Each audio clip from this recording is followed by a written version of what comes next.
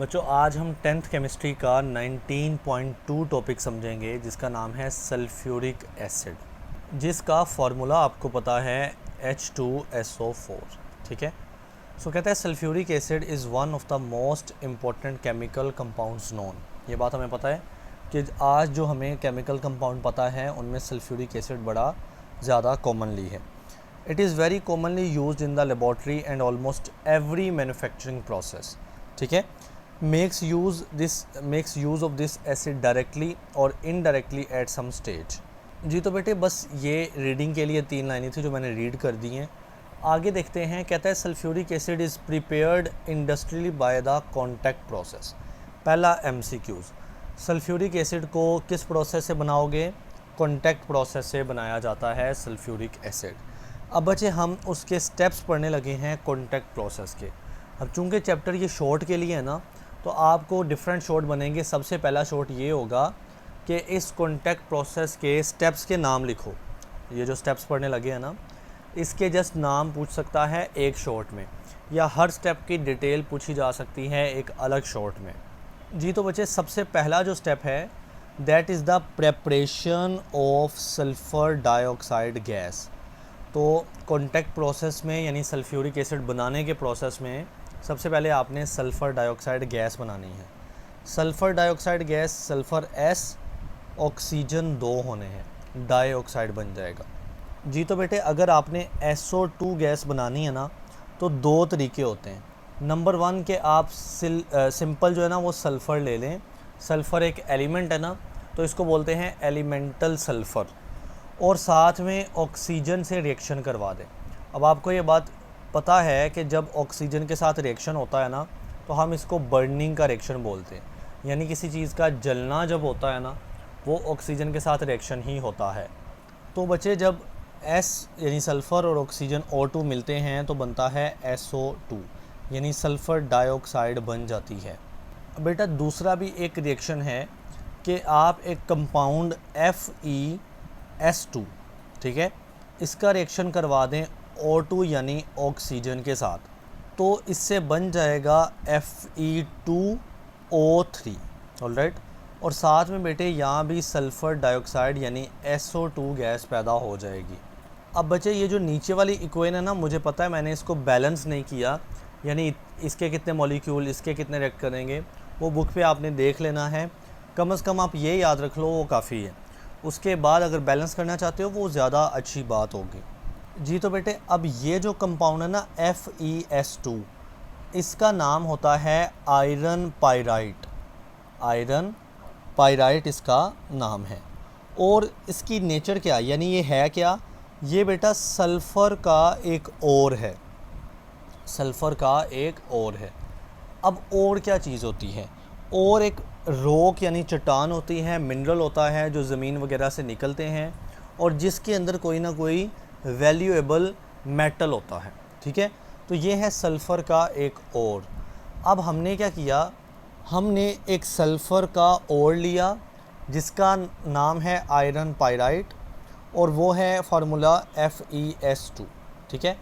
इसके साथ बचे ऑक्सीजन का रिएक्शन जब करवाया ना, तो इस रिएक्शन को हम बोलते हैं रोस्टिंग। इसको हम क्या बोलते हैं? रोस्टिंग का प्रोसेस बोलते हैं, रोस्टिंग करना।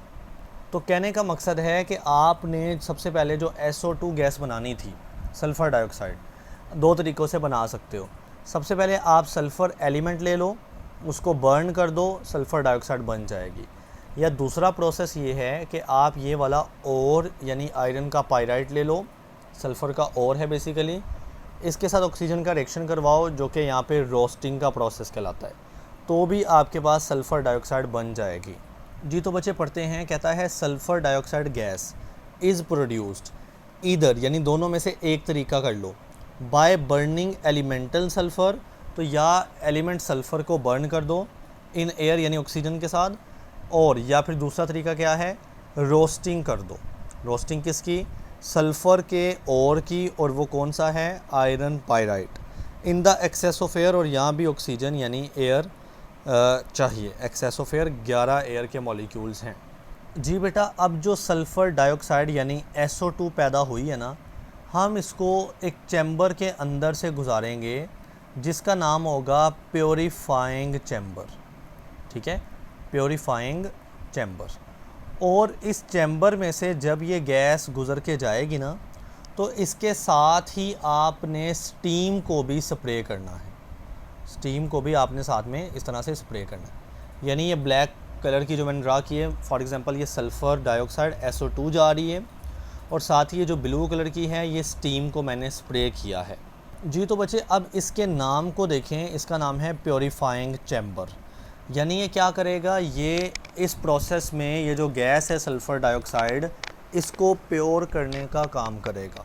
तो प्योर करने से मुराद क्या है, देखें इस गैस के अंदर अगर कोई डस्ट इम्प्योरिटी है, अगर कोई डस्ट है जो कि ज़ाहिर है इम्प्योरिटी है, गंदगी है, उसको रिमूव करेगा। इसके अलावा आर्सेनिक एक एलिमेंट है, आर्सेनिक, उसकी इम्प्योरिटी भी गैस के अंदर या एयर के अंदर हो सकती है इम्प्योरिटी। क्योंकि ये जो सल्फ़र डाइऑक्साइड गैस बनाई है, ये कैसे बनाई, ऑक्सीजन के साथ रिएक्शन करके, यानी एयर के साथ रिएक्शन करके। तो एयर के अंदर आर्सेनिक की इम्प्योरिटीज़ हो सकती हैं, तो हमने इसलिए प्योरीफाइंग चैम्बर से गुजारा है विद स्टीम, यानी स्टीम भी साथ गुजारी है, स्प्रे की है। तो इस चैम्बर के अंदर डस्ट को साफ़ किया जाता है और आर्सेनिक की इम्प्योरिटीज़ को साफ़ किया जाता है। जी बेटे, ये प्रोसेस इसलिए इम्पोर्टेंट है कि ये जो आर्सेनिक की इम्प्योरिटीज़ है ना, ये आगे जाकर हम अगले स्टेप में ना एक कैटालिस्ट यूज़ करेंगे। ठीक है, रिएक्शन के अंदर आपको पता है ना कैटलिस्ट यूज़ किए जाते हैं। तो ये आर्सेनिक इम्प्योरिटी इस कैटलिस्ट के लिए समझ लें पॉइज़न होता है, यानी ऐसी चीज़ जो कैटलिस्ट को काम ना करने दे। तो कैटलिस्ट काम नहीं करेगा तो रिएक्शन ही नहीं होगा ना। तो इसलिए ये स्टेप प्योरीफाइंग चैम्बर वाला स्टेप इम्पोर्टेंट है, क्योंकि ये आर्सेनिक इम्प्योरिटी को रिमूव कर रहा है। और अगर ये रिमूव ना होती तो ये इम्प्योरिटी आगे यूज़ होने वाले कैटलिस्ट को नुकसान पहुँचाती, उसको काम करने से रोकती। जी तो बेटे देखें, सल्फ़र डाइऑक्साइड प्रोड्यूस्ड अबव, जो ऊपर सल्फ़र डाइऑक्साइड पैदा हुई है, then pass through purifying chamber, हम प्योरीफाइंग चैम्बर से गुजारते हैं, एंड स्प्रेड विद स्टीम, और साथ में स्टीम भी स्प्रे कर देते हैं। This process removes dust impurity as well as arsenic compound present in the gas. तो इस टोटल मिक्सचर के अंदर, गैस के अंदर जो डस्ट है या आर्सेनिक की इम्प्योरिटी है, उसको रिमूव कर दिया जाता है। दिस स्टेप इज़ इम्पॉर्टेंट, ये अहम है। क्यों? Because arsenic compounds poison the catalyst. ये आर्सेनिक के जो कंपाउंड है ना, ये आगे यूज़ होने वाले कैटलिस्ट को नुकसान पहुँचाते हैं, उसको पॉइजन कर देते, यूज़ लेटर ऑन, जो कि कैटलिस्ट आपने बाद में यूज़ करना है। अब बच्चे अगली बात गौर से आपने सुननी है। ये हमारे पास था प्योरीफाइंग चैम्बर। इसके बाद हमारे पास आता है एक टावर। उस टावर का नाम होता है ड्राइंग टावर, यानी खुश्क करने वाला टावर। अब ये ड्राइंग टावर क्या करता है? देखिए बच्चे, ये जो गैसेस आ रही हैं, आपने इनको यहाँ पर ना स्टीम के साथ जो है ना वो बम्बार्ड करवाया था, यानी स्टीम को भी स्प्रे करवाया था। तो अब ये मॉइस्ट गैसेस होंगी। ये कौन कौन सी हैं? इनमें एक SO2 सल्फ़र डाइऑक्साइड है और एक ऑक्सीजन भी है। याद है जो हमने सल्फ़र डाइऑक्साइड बनाई थी उसके साथ ऑक्सीजन का रिएक्शन किया ना, तो कुछ ऑक्सीजन भी मौजूद होगी। अब ये दोनों जो हैं, चूँकि स्टीम भी साथ थी ना, तो बच्चे ये मॉइस्ट हालत में होंगी। ये गैसेस कैसी होंगी? मॉइस्ट हालत में, यानी मॉइस्ट गैसेस होंगी, इनमें पानी होगा। तो चूँकि हमने इनको ड्राइंग टावर के अंदर भेजा है, तो ये टावर इनको क्या कर देगा? ड्राई कर देगा, यानी इनके साथ जो मॉइस्ट है, जो पानी एब्जॉर्ब्ड है, वो निकाल देगा। और यही वो टावर है जिसके अंदर ना हम H2SO4, यानी यही सल्फ्यूरिक एसिड खुद से डाल रहे होते हैं। ठीक है, आप कहोगे ये तो प्रोसेस ही H2SO4 बनाने का है। बिल्कुल बनाने का है, लेकिन थोड़ा सा खुद जो है ना वो शुरू में यूज़ करना होता है H2SO4, और वो इसी ड्राइंग टावर के अंदर हम आगे यूज़ करेंगे, और बाद में जो है ना इससे ज़्यादा बन जाएगा। यानी आप ऐसा समझ लें कि आप थोड़ा सा 1 ग्राम यूज़ करेंगे और उसके बाद आपके पास 10 ग्राम बन जाएगा। जस्ट मिसाल दे रहा हूँ, यानी थोड़ा सा सल्फ्यूरिक एसिड शुरू में यूज़ करना है और बाद में ढेर सारा पैदा हो जाएगा। जी तो बेटा देखें, कहता है अब जो दो गैसेस हैं ना, SO2 यानी सल्फ़र डाइऑक्साइड और ऑक्सीजन, ये मॉइस्ट हैं, मॉइस्ट गैसेस हैं। आर देन ड्राइड, अब इनको दोबारा खुश्क किया जाएगा ना, by passing through drawing tower, इनको ड्राइंग टावर से गुजारा जाएगा। इन विच, और इसी टावर के अंदर concentrated sulphuric acid is being spread. ये एसिड जो है ये स्प्रे करवाया जा रहा होता है। जी बेटा, अगला जो स्टेप है ना, स्टेप नंबर 2, वो है ऑक्सीडेशन ऑफ सल्फ़र डाइऑक्साइड। अब जो सल्फ़र डाइऑक्साइड गैस बन गई है, अब हम इसकी ऑक्सीडेशन करवाने लगे हैं। जी तो बच्चे, अब जो सल्फ़र डाइऑक्साइड यानी SO2 है और दूसरी गैस ऑक्सीजन है, ये दोनों ड्राई हो चुकी हैं ना, खुश्क हो चुकी हैं। अब ये आपस में रिएक्शन करेंगे और इसको बोलते हैं सल्फ़र डाइऑक्साइड की ऑक्सीडेशन होना। तो बेटे इससे क्या पैदा हो जाएगा, इससे SO3 पैदा हो जाएगी और इसका नाम है सल्फ़र ट्राइऑक्साइड। ऑलराइट। और बच्चे यहाँ पे जो कैटलिस्ट है उसका नाम है V2O5, ये कैटलिस्ट है। अब क्या होता है, V जो है ना वो वेनेडियम है, ठीक है, वेनेडियम, और जब साथ में ऑक्सीजन होता है तो ऑक्साइड होता है। तो V2O5 क्या है, वेनेडियम का ऑक्साइड है। ऑलराइट। तो ये हमारे पास यहाँ पर क्या है, कैटलिस्ट है। और अगर हम टेम्परेचर की बात करें तो वो 450 डिग्री सेल्सियस का टेम्परेचर यहाँ पे यूज़ करना है, और साथ में प्रेशर जो है वो 2 to 3 एटमॉस्फेरिक प्रेशर आपने यूज़ करना है इस रिएक्शन के अंदर। बच्चे अब मैं मज़े की बात बताता हूँ। देखें, ये रिएक्शन ना रिवर्सिबल होता है। रिवर्सिबल से मुराद है कि मैंने तो इरिवर्सिबल की सिंगल एरो बनाई है ना, जबकि ऐसा नहीं होता, ये डबल एरो के साथ रिवर्सिबल होता है। लेकिन ये जो हमने सारी कंडीशन प्रोवाइड की है ना, कैटलिस्ट प्रोवाइड किया है, टेम्परेचर दिया है इतना और प्रेशर इतना दिया है, ये रिएक्शन नियरली इरिवर्सिबल हो जाता है। कितना नियरली, 98% ये जो रिएक्टेंट है ये कन्वर्ट हो जाते हैं प्रोडक्ट के अंदर, ठीक है, नियरली इरिवर्सिबल। 2% या 2% जो है वो प्रोडक्ट वापस जा रहा होगा, लेकिन वो 2% इतना कोई ज़्यादा नंबर नहीं है, तो हम इसको इसलिए सिंगल एरो से ही शो कर देते हैं, यानी इसको इरिवर्सिबल ही कंसीडर करते हैं। अब बच्चे ये जो रिएक्शन होगा जिसमें SO2 सल्फ़र डाइऑक्साइड ऑक्सीजन के साथ मिलता है ना, ये कॉन्टैक्ट चैम्बर के अंदर होता है। यानी इसी प्रोसेस के अंदर एक मज़ीद चैम्बर, एक मज़ीद खाना होता है जिसका नाम है कॉन्टैक्ट चैम्बर। जी तो बच्चे आपने ये सारा पढ़ लेना है। देखें, एक भी ऐसी बात नहीं है जो मैंने यहाँ पर ना की हो, सारी। इवन रिएक्शन भी सेम टू सेम है, जस्ट बैलेंसिंग आप खुद कर लिया करें। यहाँ पर ये 2 लगे हैं, मैंने 2 नहीं लगाया, प्रोडक्ट भी 2 हैं, बस बैलेंसिंग आपने याद करनी होती है, बाकी जो है वो समझ लिया आपने सारा कुछ। ओके बेटा, स्टेप नंबर 3 देखते हैं। स्टेप नंबर 3 में क्या होगा, देखिए स्टेप नंबर 2 में ये सल्फ़र ट्राइऑक्साइड गैस जो पैदा हुई है ना, अब यही आगे काम करेगी। तो हमने जो SO3 यानी सल्फ़र ट्राइऑक्साइड पैदा की है ना, अब इसका दोबारा से ऑक्सीजन के साथ रिएक्शन होगा। अब इसका दोबारा से H2SO4 के साथ रिएक्शन होगा, यानी इसका पहले भी रिएक्शन हुआ है। और अब बेटा जो सल्फ़र ट्राइऑक्साइड SO3 पैदा हुई है ना, अब ये रिएक्शन करेगी H2SO4 के साथ। ये कहाँ से आया, यही तो पैदा करना है। लेकिन ये आपने, वो मैंने शुरू में बोला था ना थोड़ी देर पहले, कि ये आपने खुद से कुछ थोड़ा बहुत देना होता है, ठीक है, और बाद में इससे कई ज़्यादा पैदा भी हो जाएगा। तो H2SO4 जो आप दे रहे हो ये 98% कंसनट्रेटेड होना चाहिए, यानी काफ़ी ज़्यादा कंसनट्रेशन वाला एसिड यूज़ करना है। और इससे पैदा क्या होगा, H2S2O7। बेटा इसका नाम होता है ओलियम, ठीक है। तो ये ओलियम कंपाउंड पैदा हो गया। तो आप देख लें, कहता है जो सल्फ़र ट्राइऑक्साइड गैस पैदा हुई है ना, किसके अंदर, कॉन्टैक्ट चैम्बर के अंदर वो पैदा हुई थी। Then absorbed into the 98% sulphuric acid. तो आपने उस गैस को एब्जॉर्ब करवा देना है, रिएक्शन करवा देना है 98% सल्फ्यूरिक एसिड के साथ, टू गिव ओलियम, और बेटे ओलियम पैदा हो जाएगा।